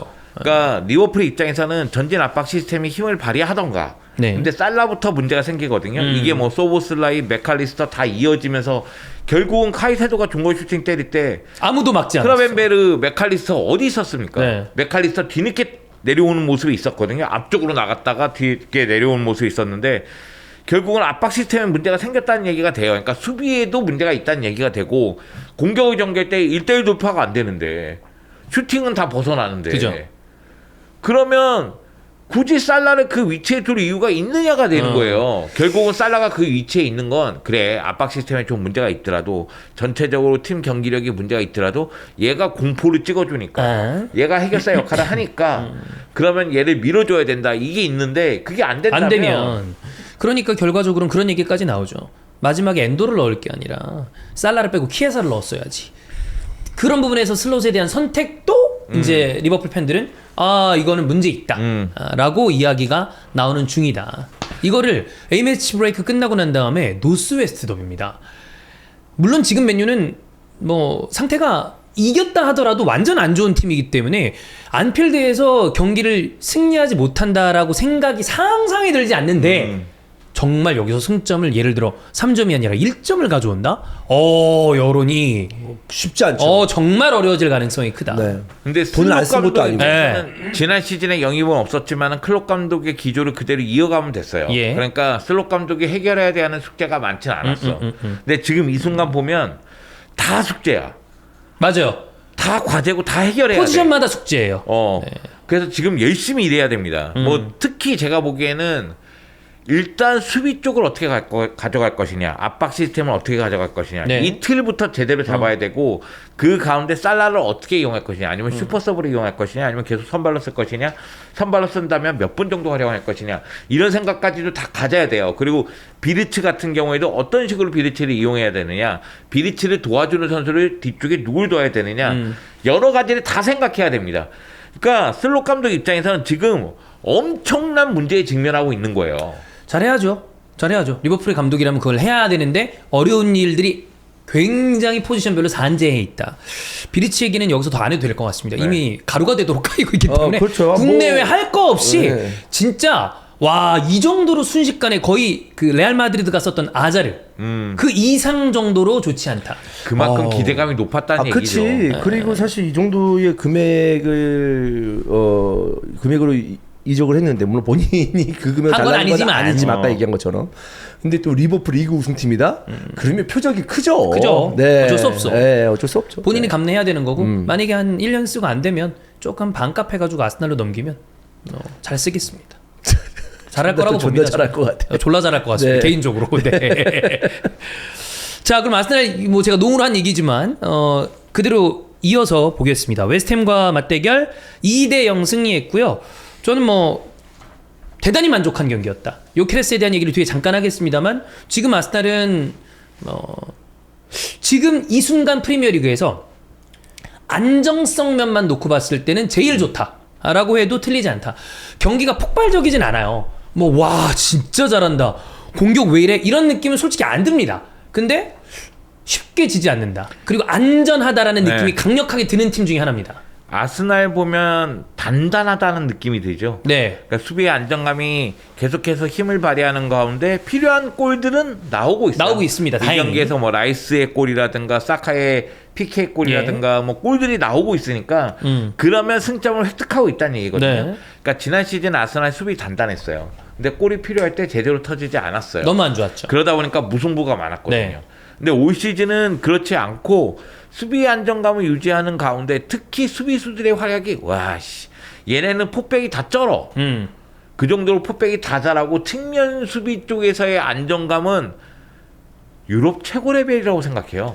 칼라피오리가 너무 잘해. 갈라피오리. 네. 저는 팀버도 잘해. 이 프리미어리그에서 지금 오른쪽 사이드백 네. 중에 누가 최고냐? 팀버라고 얘기합니다. 전.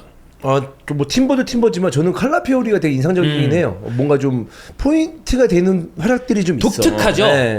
사실 뭐 미드필더야 뛰는 건. 그러니까 칼라피오리, 팀버, 마갈량이스, 여기다 살리바, 여기 살리바 또 재계약. 그러니까 전체적인 수비의 분위기 자체도 너무 좋고 수비의 안정감을 유지하고 있는데 네. 미들라인의 수비 맨디, 뭐 라이스. 정말로 탄탄한 애들이 있기 때문에 네. 포백도 안정적인데 그 앞쪽에서 보디가드들도 좋은 선수들이 많으니까 수비 안정감을 유지하고 있고 여기에 세트피스에서의 득점력 계속해서 힘을 발휘하고 있고 네. 이 아스날 같은 경우에는 제가 생각할 때는 물론 보시기에는 좀 답답한 경기가 있을 수가 있어요. 시원한 경기는 안 나와요. 네. 제가 봐도. 요케레스가 이렇게 하면 답답하지. 그죠. 그런 경기가 있을 수는 있지만 결과를 가져가는 데 있어서는 매우 능한 모습을 계속 보여줄 것이다. 지금 뭐 아까도 영종이 얘기해 주신 것처럼 뎁스 면에서 부상자가 이 정도로 많은데도 버텨주고 경기력이 나쁘지 않게 떨어지지 않고 있다라고 하면 저는 아스날은 지금 순항 중이라고 보고 문제라고 얘기가 되는 게 부상 그리고 요케레스인데 요케레스에 대해서는 뭐 그때도 얘기 좀 못하고 있는 게 맞아요. 되게 못합니다. 근데 아르테타가 그 인터뷰에서 그 요케레스를 안아줬다. 그럼 무슨 얘기를 했냐? 골은 나오고 있지 않지만 이란 단어를 직접 쓰진 않았는데 골은 안 나오고 있는데 수비수들과 경합하고 라인을 벌려주는데 굉장히 고생하고 있다라는 걸 알고 있기 때문에 뭐 안아줬다 이런 얘기를 하더라고요. 그러니까 이거 일부러 제가 보기에 집중 파워를 막고 있다는 걸 알고 있기 때문에 공개적으로 한번 이 감싸준 것 같아요. 네. 이런 분위기도 괜찮다. 저는 제 생각 얘기할게요. 저는 요케레스가 이거 팀이 이제 순항하고 있기 때문에 아직까지는 요케레스에게 큰 비난을 하는 건 좀 아니라고 생각합니다. 저도 맞아요. 네. 뭐 이겼기 때문에 욕하지만 이건 아니고 네.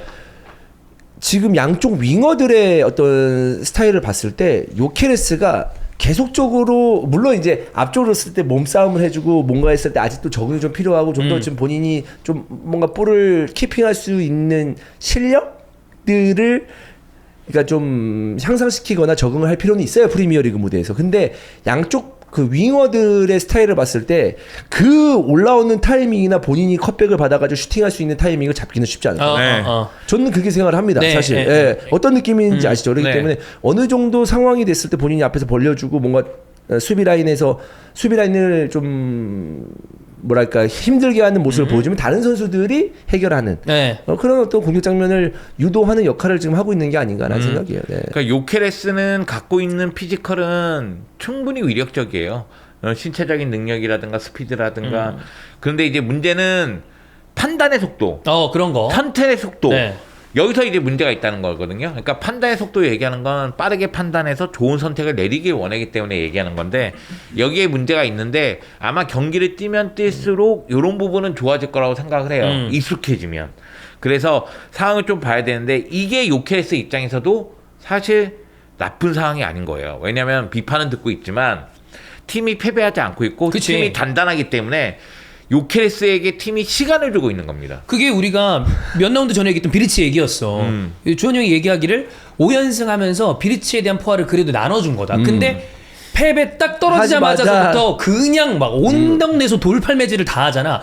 요케레스도 지금 팀원들한테 고맙다고 생각하고 적응 더 빨리 해줘야 되고 그리고 이제 뭐 한 11, 12월 되면 카이 하베르스 돌아올 테니까 저는 그러면 지금 아스날은 아까도 얘기 드렸던 것처럼 폭발력은 부족해요. 근데 제가 아스날을 20년 이상 보면서 이 정도로 안정적이다라고 느껴진 적은 이전에 2000년대 초반에 우승을 했을 때도 이런 느낌은 아니었어요. 아니에요. 화려하고 공격적이다, 잘한다지, 와 안정적이다 이 느낌을 가진 팀은 아니었어요. 그러니까 아스날은 지금 느낌하고는 차이가 있어요. 오히려 왜냐면 되게 반대 측면에 네. 있었던 팀이에요. 화려하고 현란하고 파괴적이고 이런 모습이 나올 때는 있어도 뒤가 불안할지언정 그게 어. 장점이었던 팀이지. 근데 지금 거꾸로입니다. 그래서 괜찮습니다. 네. 사실 벵거 감독이 생각하는 아름다운 축구하고는 약간 거리가 있잖아요. 안 아름다워요 별로. 네, 우리가 생각하는 그 아스날의 벵거 감독의 아름다운 축구는 2000년대 그 무패 우승할 때 그 화려함이 그쵸? 있어요. 현란함에. 네.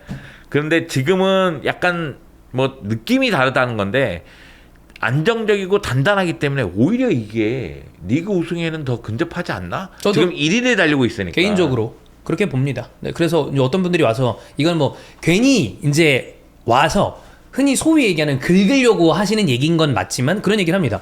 아스날은 이겨도 노잼이네. 근데 아스날 팬들이 다 그런 생각하시는지 모르겠지만 저는 어떤 생각이냐?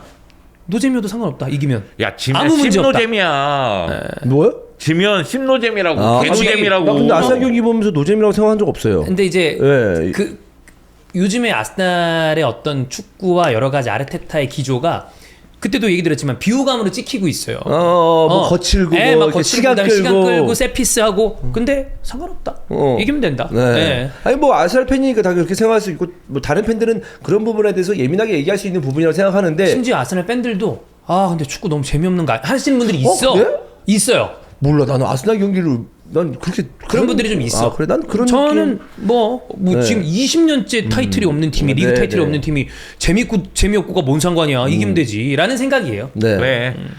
근데 옛날에 뭐 바르셀로나 잘 나갔을 때도 재미없다 그랬어. 아 근데 그때는 너무 이제 일방적으로 그러니까. 너무 경기가 압도적이니까 네. 솔직히 저도 그 바르셀로나 챔스 중계 들어가면 네임콜 이빠이 때려요. 공 여기 막 오복성 패스 날리니까 패스를 1000개 하는데. 그래서 우와는 아니었어. 근데 너무 압도적으로 근데 물론 지금 아스날의 그 흔히 얘기하는 노잼과는 좀 다른 노잼이긴 합니다만 근데 이것도 있을 것 같아요. 이번 추석 때 많은 제가 만나본 축구 팬들이 다 첼시 리버풀 경기 얘기했거든요. 그죠? 그러니까 그 경기가 너무 재밌었던 거야. 네, 그러니까 들이받는 다른 경기니까. 경기는 이거에 비해서는 재미가 덜하다는 느낌은 있을 수 있죠. 전 좋다. 그렇죠. 이기면 네, 되죠. 그럼요. 네. 자, 그다음에 맨유 썬더랜드. 맨유가 승리를 하면서 분위기를 그래도 끌어올리는 데는 성공을 시켰습니다. 마운트, 세슈코, 디알로 그리고 라멘스가 굉장히 좋은 모습을 보여줬는데 영주 형님이 이제 맨유 경기를 또 이제 프리미어리그에서는 팔로우를 하고 계시잖아요. 네. 맨유 아무리 뭐 이런 얘기는 이제 좀 지겨우니까 경기 내용만 놓고 봤을 때 어떠셨나요? 경기 재밌었어요. 저는 이 경기가 기억에 남는 게 하나도 없네요. 미안합니다. 왜냐면 솔직히 얘기해서 프리미어리그 경기 기억에 남는 장면들이 거의 없어요. 오늘 새벽에 세비야한테 지고 나서 인정합니다. 이게 백지가 돼가지고 예. 근데 이 경기는 재밌게 본 기억은 나요. 왜냐면은 마운트가 초반에 골을 넣었는데 그죠? 이게 기선제압에 성공을 했거든요. 그치. 그리고 메뉴가 올 시즌 가장 안정적인 경기를 했다는 생각이 들고 그리고 라멘스가 얘가 이제 넘버원이다. 넘버원 해야죠. 바인드르보다 훨씬 안정적이고. 네, 그 정도로 썬더랜드를 상대로 상당히 안정적인 선방 세 차례인가? 근데 이게 결정적인 선방이 있다 보니까 예. 안정적인 수비를 보여줬다는 생각이 들고요. 그러면서 올 시즌 처음인가 무실점이잖아요. 맞아요. 네, 무실점 경기를 하는 모습도 있었습니다. 다만 선수들 나오는 거 보고 뛰는 거 봤을 때 나름대로 만족스러운 선수들이 곳곳에 있었어요. 세슈코도 활약은 100% 만족할 수 없어도 이 경기 골 넣으면서 2경기 연속 골이잖아요. 그리고 버텨주는 거 좀 하던데요. 네, 그리고 이제 은베모 같은 경우에도 공격 전개에 도움을 줬고 네. 그런 측면에서는 인상적이다 이런 느낌이 들었는데 쿠냐가 후반전에 교체 출전했는데 시간이 너무 많이 필요하겠다. 지금 쿠냐가 중간에 부상으로 빠진 기간을 감안은 해야 되겠습니다만 조용히 사실 007이거든요. 이쪽도 네. 비리치랑 비슷하게 쿠냐도 공포를 빨리 좀 올려줘야 될 필요가 있습니다. 제가 생각할 때 기억났어요. 이제 얘기하면서 경기 내용이 쭉 기억이 났어요. 아모린 감독이 원하는 축구는 이런 축구. 요런 거다. 네, 왜냐하면 중앙 쪽에서 부패가 전체적으로 조율을 해주고 네. 공격 쪽에서 다양한 선수들이 치고 들어갈 때, 특히 측면 자원들이 중앙 쪽으로 들어갈 때 윙백들이 올라가서 공격에 가담해주는, 특히 오른쪽에 아마드 은베모는 굉장히 위력적이었어요. 반면에 왼쪽에 달로는 얘는 없다고 쳐야 돼. 그러니까 왼쪽으로 가면서도 그렇지만 달로가 많이 갈린 덕택에 예전 폼이랑은 좀 차이가 많더라고요. 와, 좀 안 좋아. 내가 가끔씩 메뉴 경기 보면서 놀라는 선수들이 있어요. 달로? 그 전에 우가르테 보고 되게 놀랐거든요. 정말 얘는 플레이를 왜 이렇게 하지? 이런 장면들이 있었어요. 네. 미드필더 공간이 넓은데 볼 끌고 가서 상대 수비 앞에서 태클해봐 하고 태클 당하고 퍼 이런 장면이 네. 있었고 이 경기는 달로가 왼쪽 측면에서 템포를 다 죽이면서 드리블하다가 볼터치에서 이상한 짓을 하는 걸 보면서 얘 안 되겠다 이 생각이 좀 들었거든요. 그러니까 제가 느끼기에는 중원에서 많이 뜨고 윙백들이 조금 더 직선적으로 공격 가담을 상당히 많이 하는 모습이 나와야 되고 그리고 3백에서 요로 쓰세요. 네, 이렇게 라인 나오면 안 됩니다. 압박하려면 요로처럼 빠른 선수가 나와야지. 네. 맥과이어는 좀 둔탁한 스타일의 선수가. 맥과이어, 더리우트 동시에 느려요. 그러니까 3백에서 수비 쪽에서의 스피드가 필요한데 둘 다 느린 선수다? 네. 그건 문제가 되기 때문에 그냥 요로 쓰는 게 맞고 지금 메뉴 팬들은 리산마를 기다릴 겁니다. 리산드로 마르티네스. 네, 리산드로 마르티네스가 돌아온다면 이 선수가 센터백 자리에서 뛸 수도 있고 수비형 미드 자리에서도 뛸 수가 있어요. 가능하죠. 물론 이 경기에서 카세미르가 큰 실수를 하지 않았지만 카세미르가 기동력이 떨어지고 있다는 게 느껴지거든요. 그러면 우가르테 카세미르보다는 리산마를 수비형 미드필더를 한번 써보는 것도 방법 중에 하나예요. 그럼 리산드로 마르티네스 앤 브루노 페르난데스. 네, 그래서 소위 얘기해서 상대가 빠른 공격을 통해서 뒷공간을 파는 스타일이다. 그러면 리산마를 센터백 중에 한 자리를 맡기고 스피드가 필요하니까. 아니면은 전체적으로 상대가 좀 동등하거나 약하다고 느껴지면 공격 전개에서 좀 더 필요하다 하면 중원의 기동력이 필요하니까 리산마를 중원 쪽에 기용하는 게 효과가 있겠다. 이런 생각이 좀 들었습니다. 그리고 세슈코가 이렇게 공격 포인트라든가 골을 연속으로 넣고 있다면 이걸 최대한 밀어줘야 된다. 그렇지. 그리고 마운트 기용도 생각을 해야 된다고 생각해요. 저는 지금이 딱 좋다고 생각해요. 그러니까 쿠냐가 마운트랑 경쟁하는 게 아니라 제 느낌에는 쿠냐는 세슈코랑 경쟁하게끔 하는 게 맞다고 오히려. 생각해요. 네. 그리고 마운트를 기용해야 되는 게 미들 라인에 도움이 돼요. 그렇지. 그래서 부패가 있다면 부패가 이제 3선에서 이렇게 연결해 주면다면 2선에 있는 마운트가 올라 내려가면서 전체적으로 숫자를 맞춰주는 그 역할을 한다고 생각을 하거든요. 그래서 쿠냐는 전방 쪽에서 경쟁을 시키는 역할을 하면서 전처럼 쓰고 은베모는 공격 전개에 필요하니까 반드시 기용해야 되고 그리고 왼쪽 윙백은 좀 생각을 해봐야 되겠다. 이게 이전에 스포르팅 때도 그렇고 특이하게 아모린 감독은 양쪽 사이드 윙백을 역발 배치를 하는 스타일인데 그러다 보니까 오른발잡이 달로를 왼쪽에 둔 것 같아요. 아마드는 오른쪽에 두고. 근데 여기는 제가 보기에 영입이 필요합니다. 도르구도 사실 기량 미달이라고 봐야 되고. 도르구는 잘 모르겠어요. 저는 근데 봐야 되긴 해야 될 것 같은데 왜냐면 지난 시즌보다 이번 시즌 그러니까 도르구는 볼 때마다 성장하고 있긴 해요. 제가 봤을 때 제 기준엔 그래요. 좀 낮은 데서부터 올라오지 않나요? 너무? 제가 너무 낮게 본 것도 있는데 낮게 볼만 했고요. 네, 근데 이제 그래서 좀 더 보긴 해야 되지 않을까. 나이도 어리기 때문에. 그래서 그런 생각은 있는데 저는 이제 맨유를 봤을 때 저번에 이제 맨유 관련해서 분석을 해봤을 때 전 그걸 기반으로 좀 이 경기를 봤는데 확실히 그 분석가의 말이 100% 맞다라는 것보다 3백을 썼을 때 이렇게 사용을 해야 된다. 그러니까 결국 3백을 사용했을 때 과연 미드필더 요원으로 사용할 수 있는 선수냐 아니냐가 굉장히 중요한 것 같아요. 네, 근데 이날 경기에서는 요로도 많이 올라와 주면서 적극적으로 이제 후방에서 뭔가 지원을 해줬고 또 중요한 건 그래야 부패를 8번 그래, 넘게 쓸 수 브루노가 있어요. 올라가. 브루노가 밑에 있으면 낭비야. 그러니까 그거를 위에서 밀어줘야 되거든. 그렇죠. 근데 만약에 이 아무리 감독 그것도 바라고 있는 것 같아요. 그냥 이런 경기에서는 올라가면서 공격적으로 할 수 있지만 본인들이 정말 수세에 몰리거나 좀 잠궈야 돼. 그럼 내려앉아버리고. 그럼 3백을 좀 쓰면 되거든. 그렇죠. 사실 진짜로 후방에서 5백화를 시킬 수 있는 거니까 되게 하이브리드한 전술이긴 해요.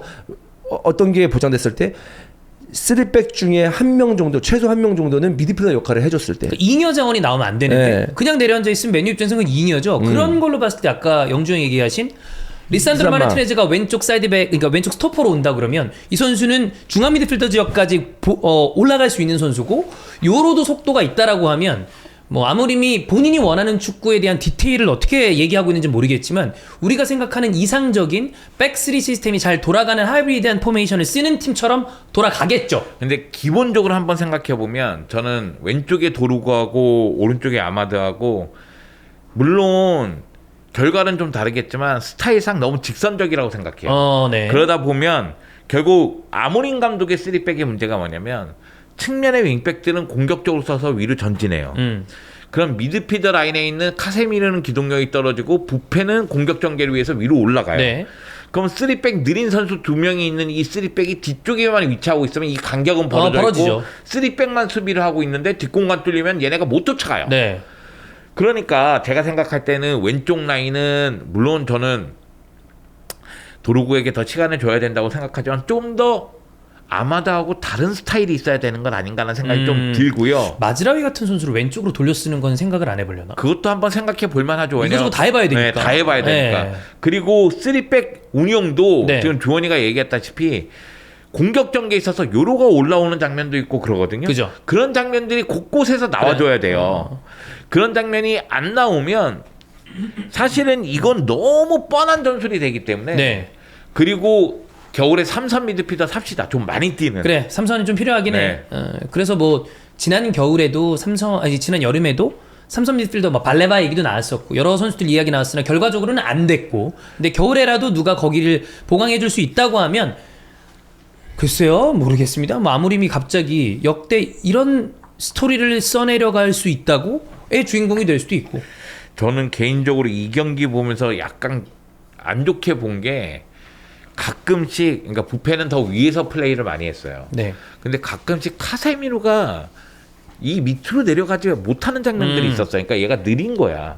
그러다 보면 카세미로도 위쪽에 있는 경우가 있었거든요. 그러면은 3백하고 미드 사이에 간격이 벌어져 있는 경우가 네. 있었어요. 그래서 제가 입중계할 때는 카세미로 내려가라고, 세미로야 내려가 막 이런 얘기 네. 많이 했거든요. 그러니까 요 위치를 잘 지키는 미드필더가 있어야 돼요. 그렇습니다. 그래야지 대응이 가능합니다. 그거 어떻게 보세요? 안필드에서 노스웨스트 더비. 리버풀의 낙승? 아니면 혹시 맨유가 뭔가를 만든다? 만약에 아무림이 여기서 좋은 모습을 보여줘서 리버풀에게 데미지를 입힌다라고 하면 아무림의 지위와 입지는 올라갈 것이고 반대로 슬롯의 입지는 대단히 위험해질 가능성이 있습니다. 이게 참 뭐 한 경기 한 경기에 따라서 상황이 달라진다고 하지만 썬더랜드전 패배하면은 아모린 감독이 경질된다는 이야기도 있긴 있었잖아요. 물론 이네오스가 여전히 믿고 있다라는 얘기도 있지만 네. 그 얘기는 이제 맨유 팬들 입장에서는 이 경기 뭐 팀이 이겼으면 좋겠지만 아모림은 더 이상 보고 싶지 않으니까 차라리 이 한 경기 희생해서 아모림하고 작별하는 게 낫지 않아? 이렇게 생각하시는 분들도 있었을 거예요. 근데 만약의 경우 리버풀과 맨유의 경기에서 맨유가 리버풀을 잡았다? 무슨 이상을 해. 그럼 슬롯은 지금 연패거든요. 슬롯이 큰일 나는 거죠. 이미 3연패예요. 슬롯. 그럼 입장이 확 바뀔 수도 있어요. 네. 가능성이 있는가? 뭐 슬롯? 아니, 리버풀 맨유 경기에서 맨유가 승점 1점 이상을 딴다. 저는 가능성이 있다고 봐요. 네. 그러니까 오히려 맨유 같은 팀이 내려앉았다가 카운터 치는 쪽이 조금 더 유리할 수도 있거든요. 저는 가능성이 있다고 봐요.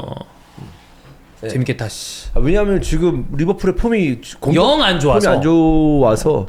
근데 저는 이제 키는 그당 만약 둘이 경기한다면 에키티케라고 봅니다. 에키티케 골을 넣을 수 있는 거 있는가? 물론 이삭도 있습니다만 그동안 보여준 건 에키티케고 에키티케가 또 하는 역할들이 분명히 있었고 저는 능력이 있다고 보거든요. 에키티케라고 봅니다. 그때 그날 경기 리버풀의 키는. 그 경기 굉장히 기대를 많이 하고 있습니다. 뭐 리버풀이 승점 드롭을 하면 할수록 아스날한테는 유리하다. 맨유는 뭐 조금 약간 밑에 있으니까 좀 야, 보고. 이거 무슨 전지적 아스날 시점도 아니고 그럼요. 뭔 얘기만 하면 다 아스날로. 마무리가 되네. 아스날 우승이 적기니까 지금. 저 적기요. 네. 사망 플래그입니다. 그 적기 사망 플래그가 시작된 거는 밥버거 형 때부터였습니다. 네, 아, 네. 그렇습니까? 지금 우승이 적기다 네. 하는 순간 나락을 갔었던 누구였죠? 리버풀이었나 유베였나 하여튼 기억이 안 나는데. 자, 그다음 두 경기 따닥 보겠습니다. 리즈 토트넘 경기에서는 토트넘이 승리를 했고 브랜트포드와 맨시티 경기에서 맨시티가 승리를 했습니다. 토트넘의 경기력적인 측면은 아쉽다라는 이야기가 많으나 지지 않으면서 토마스 프랭크 감독은 어쨌든 승점을 지속적으로 쌓고 있습니다. 프랭크 감독 칭찬해야 돼요. 칭찬해야 된다. 네. 지금 경기력은 계속 올리고 있는 과정이라고 생각해요. 네. 근데 그 가운데서도 패배하지 않고 있다는 걸 칭찬하고 싶어요. 프랭크 팀은 잘 안 져요. 네. 끈끈합니다. 여기에 쿠두스가 와씨. 전 이번 시즌 최고의 선수라고 생각하거든요. 그 쿠두스. 이번 시즌에 이번 라운드 최고의 선수라고 생각하거든요. 이번 라운드 약간 그거 같지 않나요? 이 선수가 키가 크진 않잖아. 그래서 그 닥스훈트 같은 강아지들이 공 몰면서 왕 댕기는 그 강아지들이 공 쫓아댕길 때 이런 느낌으로 몰고 댕기거든요. 뺏길 것 같지도 않고 잘 안 뺏겨. 무게 중심도 되게 낮아서 낮고. 좀 부담스러운 선수예요. 쿠두스. 이 또 주원 형이랑 연이 있는 선수 아니겠습니까? 네. 직접 MOM 트로피를 전달한. 오. 제일 잘하죠. 네. 크로스가 제일 잘하고 사실 이렇게 오른쪽에서 비벼주기 때문에 팀에게 계속 90분 내내 희망을 주는 겁니다. 그러니까 돌파가 한번 되면 앞쪽으로 잘 주면은 뭐 테리든지 아니면 히샤르송이라든지 누구든지 골 넣을 수 있지 않을까라는 희망을 계속 오른쪽 측면에서 주고 있기 때문에 굉장히 중요한 선수라고 봅니다. 시몬스는 어떻든가요? 이 경기 괜찮았어요. 너무 만족스러웠어요. 굉장히 만족스럽다. 왜냐하면 이제 전 그걸 봤어요. 토트넘에서 오랜만에 박스 안쪽으로 볼을 넣어줬을 때 그냥 인사이드 패스가 아닌 뭔가를 상황을 만들 수 있는 창의적인 패스를 넣을 수 있는 선수를 오랜만에 본다. 이런 공미. 한 두 번, 세 번 정도밖에 안 나오긴 했습니다만 경기당 그런 거 한 두 번, 세 번 정도 보여주면 그럼 게임이 달라지죠. 네, 게임이 달라지고 분위기가 확 살릴 수 있고 득점도 역시나 뽑아낼 수 있기 때문에 시몬스의 중앙에서 이 공미 능력 이거 굉장히 오랜만에 보는 10번의 어떤 창의성 그 토트넘에서 이게 메디슨이 부지하면 그런 게 거의 없었고 메디슨도 폼이 좋았을 때 말고는 약간 들락날락하는 스타일의 선수이기 때문에. 근데 이제 사비 시몬스를 어떻게 써야 되는지 좀 나타난 경기가 아니었나 그런 느낌은 좀 들었어요. 네. 사비 시몬스가 워낙에 경기를 풀어주는 역할이라든가 창의적인 패스라고 해야 될까요? 기회 창출을 몇 차례 하는 모습이 인상적이었거든요. 그래서 뭐 토트넘은 그 내적인 답답함이랑 별개로 토마스 프랭크 감독의 장점이 이런 거 아니겠습니까? 승점 잘 잃지 않는. 네. 그래서 여전히 순항 중이다라고 보면 될 것 같습니다. 네. 자, 그다음 브랜트포드랑 이제 맨시티의 경기인데 일부 로테이션을 돌렸기 때문에 이제 분명히 펩 과르디올라와 펩 레인더스 코치는 전체 시즌 운용을 지난 시즌에 워낙 부상으로 힘겨워했던 팀이기 때문에 감안을 하면서 잘 로테이션을 돌렸고 승리를 했다는 좋은데 이제 문제는 로드리가 다시 부상을 당했습니다. 이거는 진짜 치명적인 맨시티의 어려움입니다. 이게 이제 햄스트링 부상이거든요. 허벅지 햄스트링 부상인데 그나마 다행인 것은 뭐 2주 동안에 에이맥스 브레이크가 있으니까. 그러니까 햄스트링이 정말 심한 거 아니면은 뭐 이제 수술 같은 거 아니면은 뭐 한 달 정도 넉넉하게 한 달 반 정도면 돌아올 수 있거든요, 사실. 짧으면 뭐 한 3, 4주? 그리고 이제 다시 재발하지 않는다는 뭐 좀 보장만 있다면은 후유증도 큰 편은 아니고. 비교적. 그렇기 때문에 왜냐하면 계속 움직일 수는 있어요, 햄스트링이. 네. 그리고 조금 나아지면은 조깅 같은 걸 하면서 컨디션을 유지할 수 있거든요, 나아질 때까지. 네. 그렇기 때문에 뭐 컨디션이 갑자기 다운되거나 훅 떨어져서 아직 재활하는데 오래 걸리거나 뭐 그 정도는 아니기 때문에 물론 이제 강도에 따라 다르지만 중요한 건 로드리가 빠졌을 때 이거는 맨시티의 모습이 어제도 보면서 제가 이제 모처럼 혼자 이제 추석이고 하니까 술방하면서 봤단 말이에요. 우리 방 분위기도 좋았어요. 재밌게 봤어요. 재밌으니까 텐션 올려가지고 막 술 마시러 봤는데 좋았겠지. 경기 왜 아주 신났더라고. 혼자 맥주 막 까가지고 홀짝홀짝거리면서. 근데 경기의 집중도는 진짜 떨어졌어요. 이게 로드리가 빠지고 니코가 들어오면서 생기는 그 격차가 너무 크기 때문에. 근데 나는 솔직히 말해서 부정하고 싶은 거야. 아니 맨시티라는 팀이 그렇게 일찍 가지고 골을 넣었는데 그래요. 로드리가 빠졌다고 경기가 이렇게 된다고? 나는 내가 집중해서 경기를 안 봤나? 왜냐면 워낙 이제 막 이렇게 하면서 봤으니까 시청자하고. 근데 경기의 평가가 대부분 로드리의 이 공백을 니코라는 선수가 원래 6번에 어울리는 선수라고 보기 어렵기 때문에 그런 부분에 대한 부재가 가장 이번 시즌에도 아킬레스건일 가능성이 크다. 이거는 똑같은 게 아스날도 만약에 수비맨디가 빠진다? 이랬을 때 두려움이 있어요. 근데 이번에는 수비맨드에겐 좀 휴식을 줬잖아요. 근데 물론 웨데고로가 빠지면서 또 다시 결국에 나왔지만 근데 아스날은 그나마 라이스가 있다라는 게 그 그치. 와중에 버틸 수 있는 왜냐면 6번이 가능한 선수니까. 근데 맨시티는 그게 없어요. 그냥 결국 다 똑같은 것 같아요. 그러니까 뭐 리버풀 흐라반베르, 아스날의 라이스, 그다음에 뭐 첼시면 카이세도, 카이세도, 여기 아니면 로드리 이런 것 같은데 근데 되게 큰 클럽이라고 보고 있잖아요, 맨시티를. 네. 근데 지금 2년 내내 그럼 이럴 거예요? 작년에도 이랬으니까 로드리 부상 당하고 나서 이랬으니까 이거 다른 선수 뭐 전술적인 어떤 선택이나 여러 가지로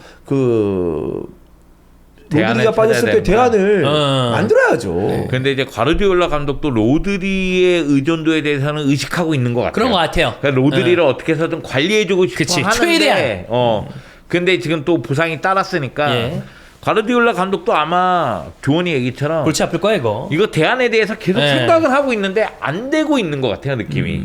어쨌든 니코라는 선수를 데려오면서 하이브리드하게 쓰고 싶어 했는데 로드리의 그 갭을 메우기에는 역부족이고. 로드리 같은 선수를 어디서 찾아? 그죠. 그래서 이런 발롱인데 이 자리에서 미드필더 발롱을 그러면 사실 제일 좋은 건 서브에 만족할 법한 준수한 6번이나 아니면 어린 자원 중에 유스 레벨 중에 해줄 수 있나? 이런 선수가 있으면 제일 베스트인데 그게 또 쉬운 일이 아니죠. 쉬운 일이 아니죠. 쉬운 일이 정말 어려운 어려운 일이죠. 자리예요. 네. 그리고 펩은 최단 기간 250승을 만들어내면서 프리미어리그에 뭐 당연히 레전드 감독 반열에 올라가고 있는데 글쎄요.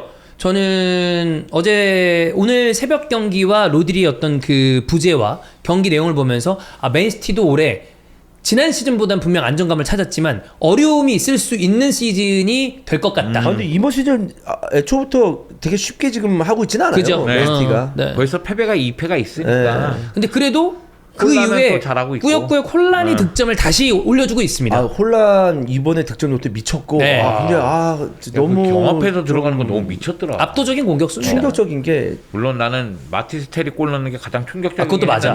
골이 좀 원더골이라. 너무 멋있었어. 홀란. 근데 혼란이 저는 이게 보면 이 생김새 때문에 우악스럽죠. 괴물 같고.